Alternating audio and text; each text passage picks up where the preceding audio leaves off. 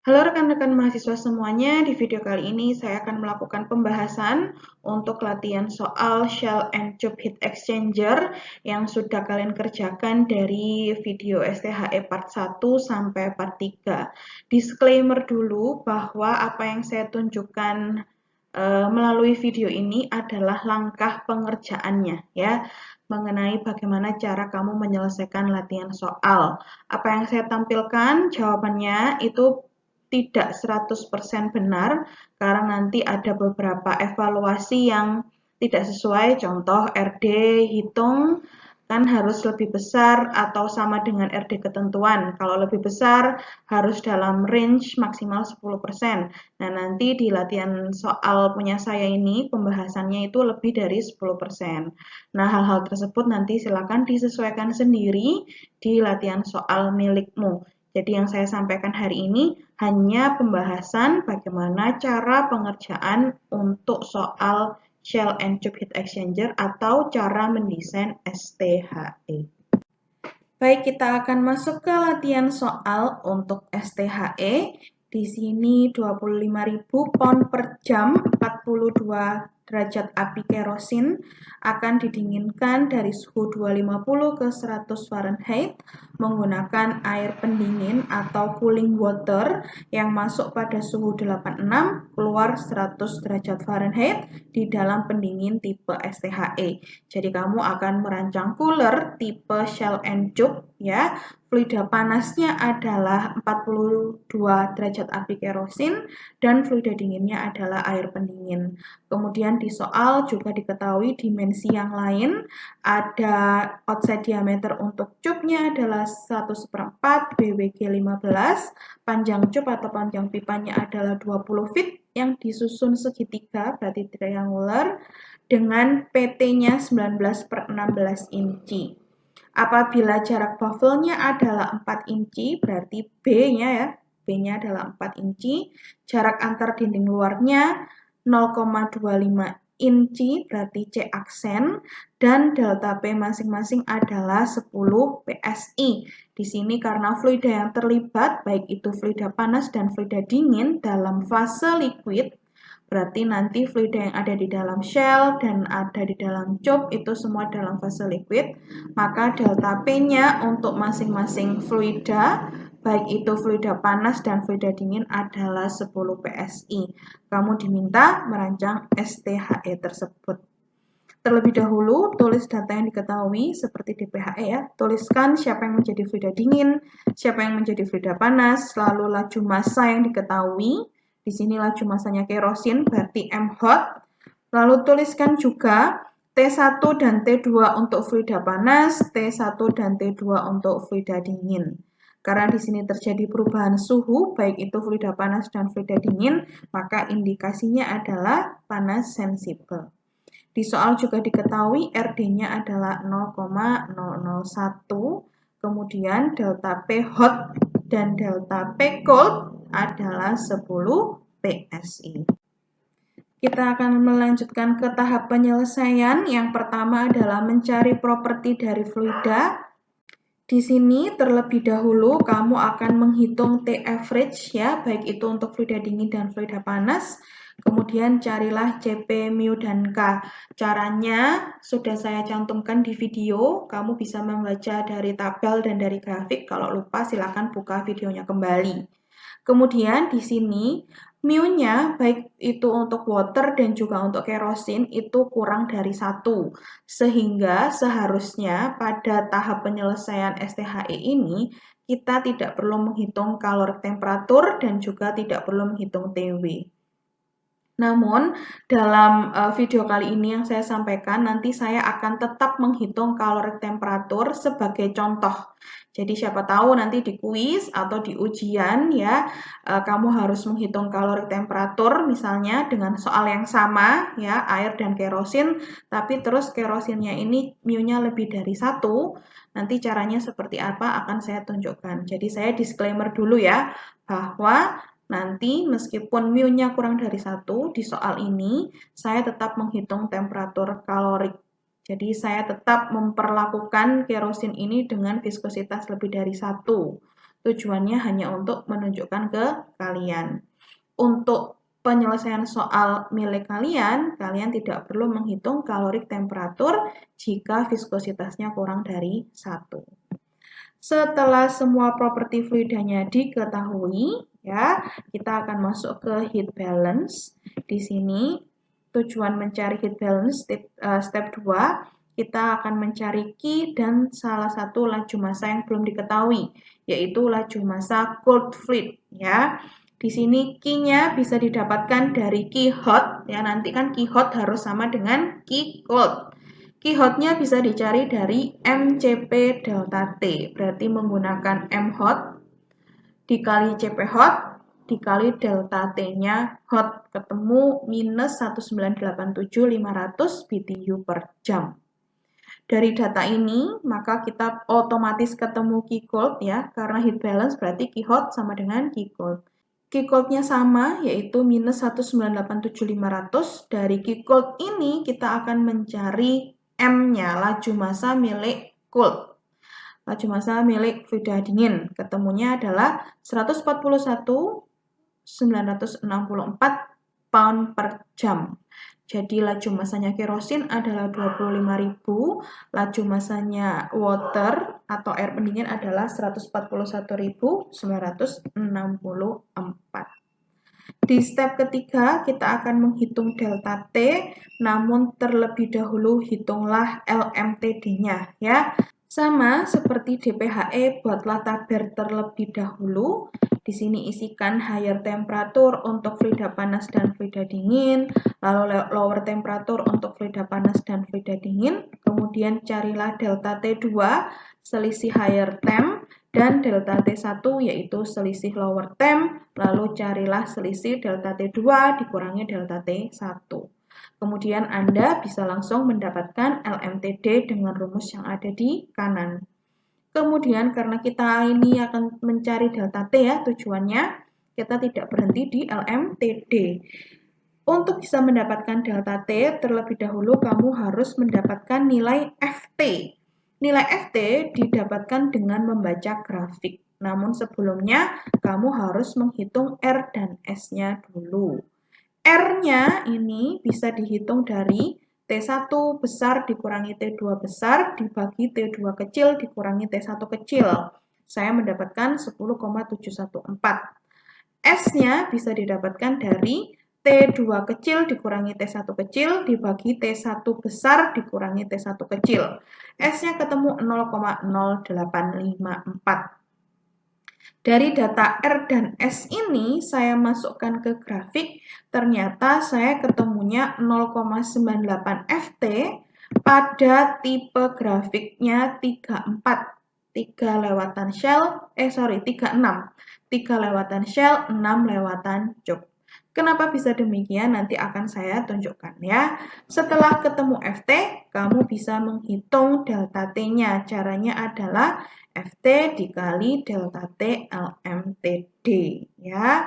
FT-nya 0,98, LMTD-nya ketemu 57,41 derajat Fahrenheit, sehingga delta T-nya ketemu 56,262 derajat Fahrenheit. Oke, ini adalah grafik untuk mencari FT, ya. Grafiknya kan ada banyak, ada yang 12, 24, 36, 48, dan seterusnya. Nah, maka kita akan mencari dulu FT-nya mulai dari grafik yang pertama untuk 1, 2. R yang kita punya tadi adalah 10,7, ya. S-nya adalah 0,084. Nah, kita cari dulu untuk nilai S-nya ini ada di sumbu X 0,08, berarti di sekitar sini, ya. Pasti mendekati nilai 0,1. Kemudian R-nya yaitu 10,7. Cari R-nya di garis lengkung. 10 itu di sini habis dari 10 ke 15, ya. Kira-kira berarti garisnya di sini. Bisa jadi nggak ketemu antara garis R dan S. Maka Kalau kamu ragu-ragu dalam membaca nilai FT karena garisnya nggak ketemu tadi atau grafiknya terlalu kecil, garisnya terlalu mepet, kamu boleh mengeliminasi grafik ini, grafik 1, 2. Kita akan pindah ke grafik 2, 4. Nah, grafik 24 seperti ini, berarti misalnya 0,08 itu ada di sini, ya. Kemudian garis 10,714 untuk R itu ada di sekitar sini. Bisa jadi masih ada selisih, atau kita nggak bisa memastikan ini. Garisnya itu bisa bertemu atau ada titik potongnya atau tidak. Kalau masih ragu-ragu, kamu boleh geser ke 36. Atau misalnya ternyata di 24 ini kamu merasa yakin FT-nya bisa terbaca, maka silakan membaca FT-nya dari 24. Seperti yang saya sampaikan kemarin ya, kita akan trial. 1, 2 jelas tereliminasi. Jelas nggak bisa ya, nggak kelihatan. 24 ini sudah mulai kelihatan garis S dan R-nya. Kita bisa lihat lebih jelas bahwa O, R, dan S-nya sudah mulai terlihat terpotong. Maka kamu tinggal mencatat nilai FT yang didapatkan. Tapi kalau sekelihat mata saya ini kayaknya 24 belum oke, maka saya akan geser ke 36. Nah, 36 seperti ini ya. Kita akan buat garis dulu 10,714. Kira-kira garisnya ada di sini ya. Di sini mepet dengan angka 10 lalu melengkung. Kemudian kita akan mencari nilai S-nya yaitu 0,08. Berarti dia ada di sekitar dekat dengan 0,1. Misalnya di sini. Sehingga tarik garis merah ini sampai berpotongan dengan garis kuning. Berarti di sini ya.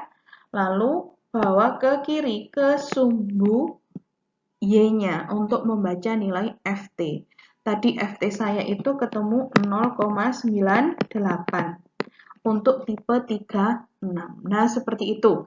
Jadi, kalau kamu ragu di grafik 1, 2 itu nggak bisa terbaca, langsung eliminasi saja. Kamu bisa pindah ke grafik setelahnya, yaitu 24, 36, 48, dan seterusnya untuk bisa membaca nilai FT. Oke, seperti yang saya sampaikan tadi, kita akan tetap menghitung kalorik temperatur sebagai contoh saja ya. Di fluidamu ini yang merupakan hidrokarbon atau petroleum adalah kerosin, maka carilah dulu selisih suhu masuk keluarnya kerosin. Di sini saya dapat 150. Dengan membaca grafik, kamu bisa mendapatkan Kc-nya sekitar 0,18. Lalu carilah delta Tc dibagi delta Th atau delta T1 dibagi delta T2. Ketemunya 0,09, maka dengan membaca grafik saya ketemu 0,31. Kalau lupa cara membaca grafiknya, boleh buka video DPHE. Di sana saya mencontohkan cara membaca Kc dan juga Fc. Kemudian setelah Fc ketemu, kamu bisa mencari Tc besar dan Tc kecil dengan rumus seperti ini. T2, T1-nya sudah ada di bagian atas, Fc-nya sudah kamu dapatkan dengan membaca grafik. Lalu kita akan lanjut ke step 5, yaitu membaca data cup. Nah, di sini yang harus kamu tuliskan itu ada OD, ini dapatnya dari soal ya, 1/4 inci, jangan lupa diubah ke feet. Lalu BWG-nya adalah 15, kemudian L-nya adalah 20 feet, kemudian silakan cari PT. PT-nya juga ternyata sudah ada di soal ya. Tinggal tuliskan di sini berapa inch, lalu ubahlah satuannya ke dalam feet. Kemudian kamu akan mendapatkan data A double aksen dan A aksen. Jangan lupa mengubah satuannya ke feet juga. Jadi A double aksen, A aksen ini kamu dapatkan dari membaca tabel. juga ID diameter dalam cup ini juga dari tabel. Kemudian N yaitu jumlah lewatan cup kita dapatkan ketika membaca FT. Tadi kan saya 36, berarti lewatan cup saya adalah 6. Lalu silakan cari DE, ada rumusnya ya. Rumusnya silakan buka lagi buku catatannya atau video saya. Lalu DE-nya, DE kecil, ini ketemu dalam satuan inci, jangan lupa diubah ke dalam satuan feet untuk DE besar. Berikut ini adalah tabel 10, saya munculkan lagi biar kalian tidak lupa bagaimana cara membaca A aksen ya, A double aksen, ID, dan lain sebagainya. Di sini kamu punya OD dari soal 1/4 kan, BBG-nya adalah 15, maka ID-nya adalah 1,11, A aksennya adalah 0,96, A double aksennya adalah 0,3271. Di sini ada yang satuannya feet, ada yang satuannya masih inci. Maka nanti jangan lupa ketika dimasukkan ke dalam tabel, kamu harus konversi satuan dari inci ke satuan feet. Itu untuk tabel 10. Kemudian setelah mendapatkan data tube, kita akan melengkapi data shell-nya ya. Di step nomor 6, terlebih dahulu masukkan nilai UD, UD-nya menggunakan UD trial. Nanti akan saya tunjukkan tabelnya kembali. Kemudian hitunglah A dengan rumus seperti ini, I dibagi UD dikali delta T.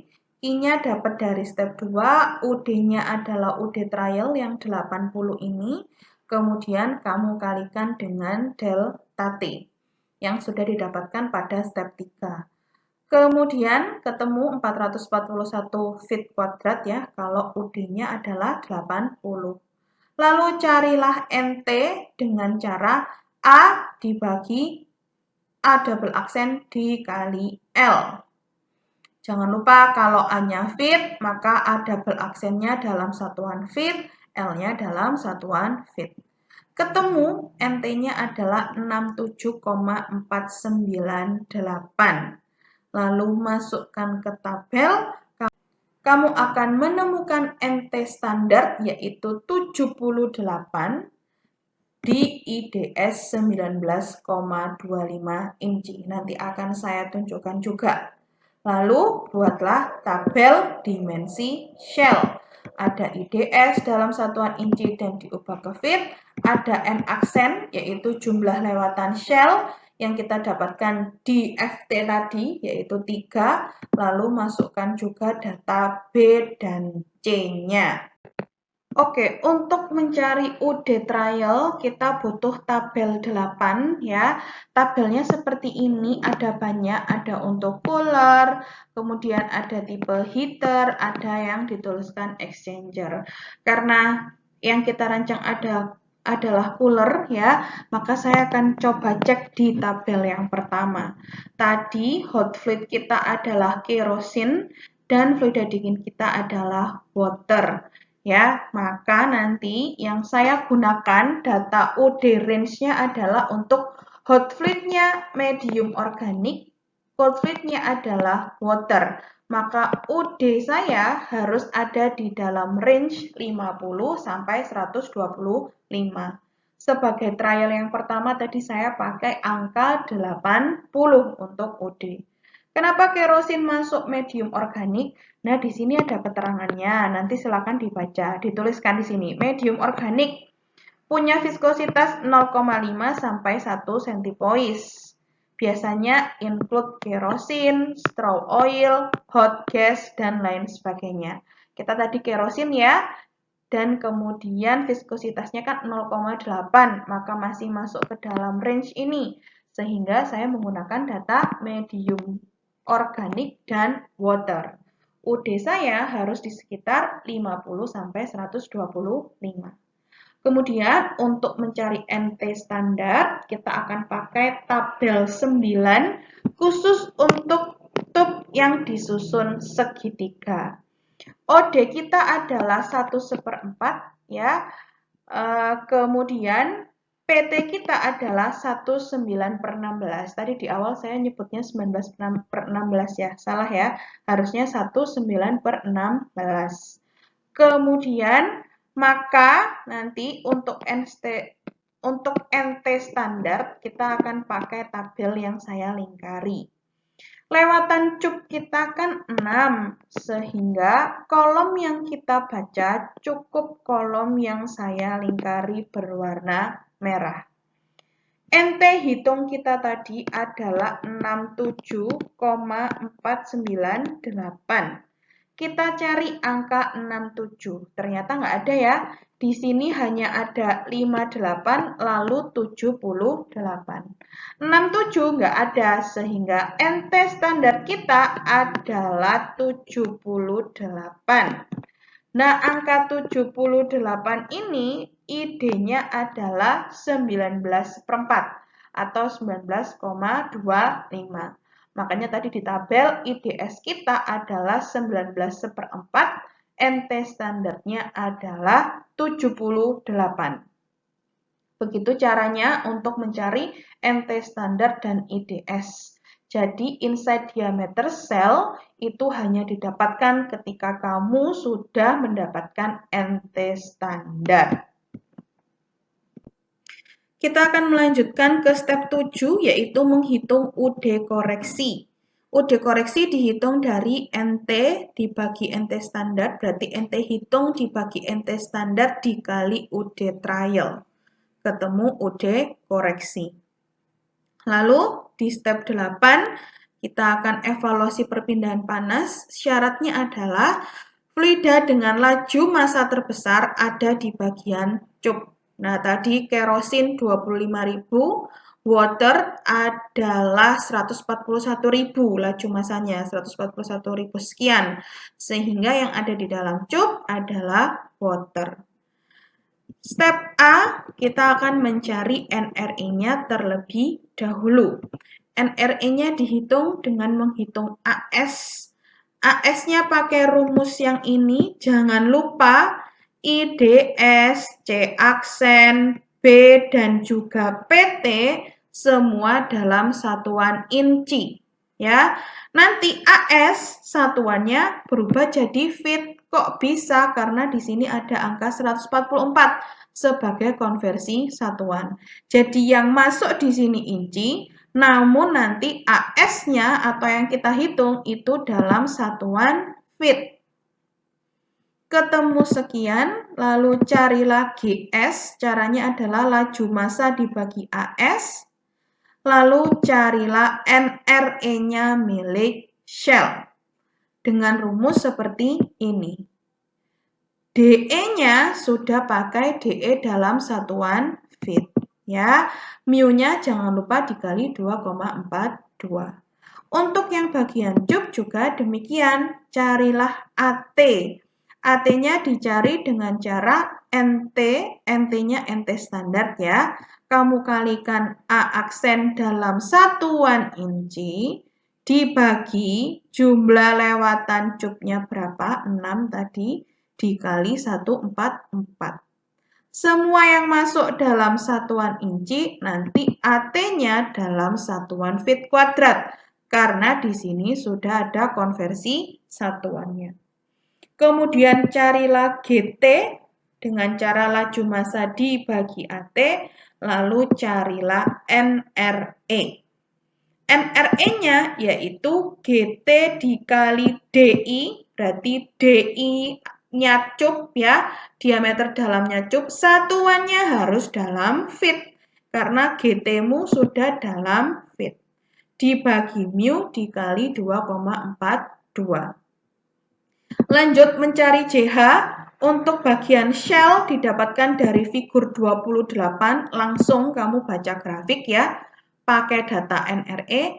Bagian cup kamu dari figur 24 JH-nya. Terlebih dahulu carilah L per D-nya. L-nya 20 feet, DI-nya menggunakan DI-nya cup. D-nya menggunakan DI-nya cup yang dalam satuan feet. ketemu L per D-nya sekian, kamu bisa mendapatkan nilai CH. Lalu hitunglah CP mu K pangkat sepertiga. Jangan lupa mu-nya harus dikali 2,42 untuk konversi satuan. Lalu untuk step D-nya shell, kamu akan menghitung HO. Untuk step D-nya cup, kamu akan menghitung HI dan HIO.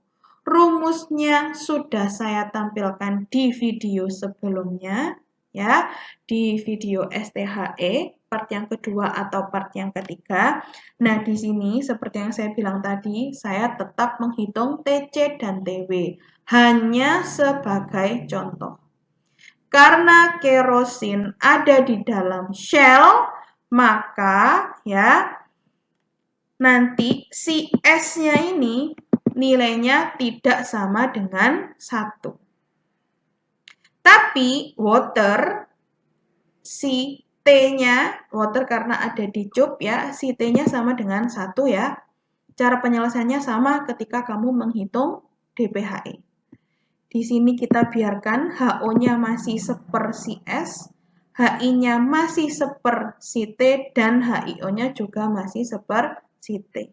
Kita akan menghitung TW menggunakan rumus yang ini. Kamu cek video STHE part yang kedua. Jika cold fluid ada di dalam pipa dan hot fluid ada di dalam shell, maka TW-nya dicari dengan rumus seperti ini. Masukkan di sini HO-nya, yaitu yang ini, yang seper si S, HIO-nya yang masih seper si T. Kamu dapat TW, kamu dapat mu W dalam satuan centipoise. Lalu kamu bisa mencari si S dengan cara mu dibagi mu W pangkat 0,14. Karena si S-nya sudah ketemu, kamu bisa mencari HO yang asli. Tadi HO-nya masih per si S.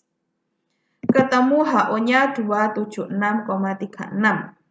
Yang HI dan HIO tinggal dikali 1. Karena si T-nya sama dengan 1. Gitu ya. Ini hanya sebagai contoh saja. Jika misalnya viskositas kerosinmu lebih dari 1. Namun kan pada kenyataannya tadi di soal kurang dari 1. Gitu ya. Jadi di step ini kamu boleh tidak menghitung TW. TW nggak dihitung, berarti tidak perlu menghitung TC.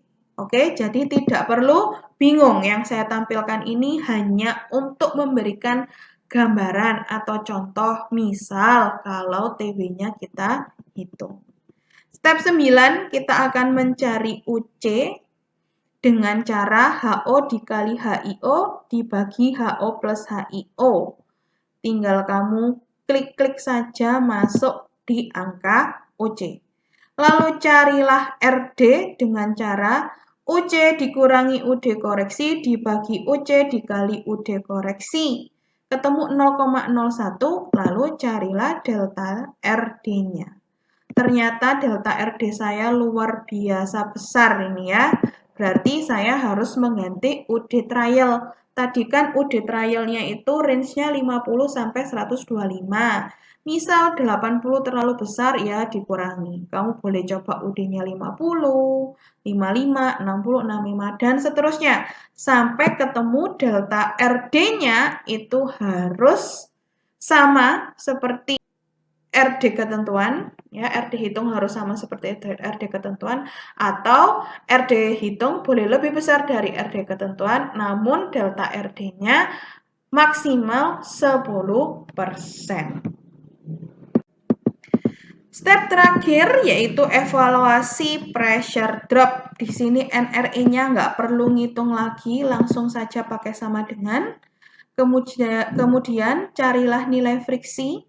Di shell bacanya dari figur 29, di cup bacanya dari figur 26. Kemudian untuk bagian cup, kamu langsung saja cari nilai S atau specific gravity, karena water S-nya 1. Di bagian shell, kamu mencari N plus 1. N plus 1 itu didapatkan dari 12 dikali L per B. L yang dimasukkan di sini dalam satuan feet. 12-nya ini adalah faktor konversi supaya jadi inci.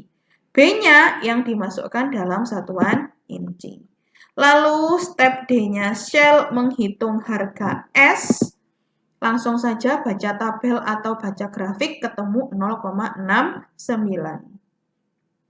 Step D-nya bagian cup, kamu harus menghitung delta PT, yaitu F dikali GT kuadrat dikali L dikali jumlah lewatan cup dibagi 5,22 dikali 10 pangkat 10 kali DI kali S kali CT. CT-nya tadi sama dengan 1 ya.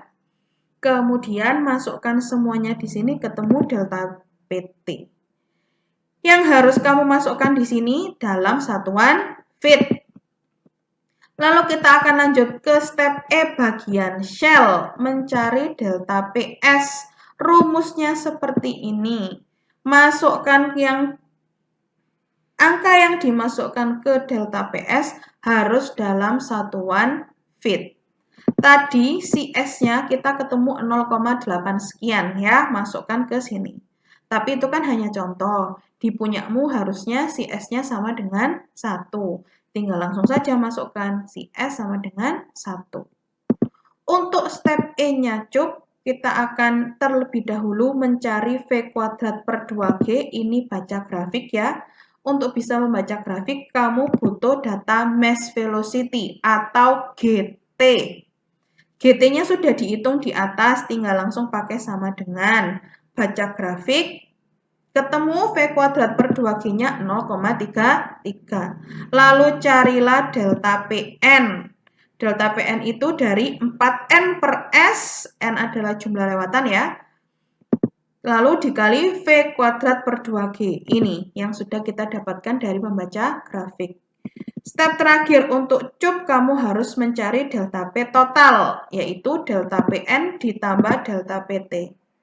Nah, harusnya di soal syarat delta P-nya kan maksimal 10. Nah, ini kamu cek. Di Shell delta P-nya 55, di cup delta P-nya 19. Tidak memenuhi syarat. Jadi dari awal tadi sudah nggak memenuhi syarat ya. RD-nya sudah tidak memenuhi syarat. Maka kamu harus trial ulang UD. Misal sudah trial ulang UD nggak ketemu, berarti gantilah tipe STHE-mu. Demikian pembahasan untuk Shell and Tube Heat Exchanger. Jika ada yang ingin ditanyakan, silakan tuliskan pertanyaan di grup WA perancangan alat 2 atau bisa melalui kolom diskusi LMS perancangan alat 2.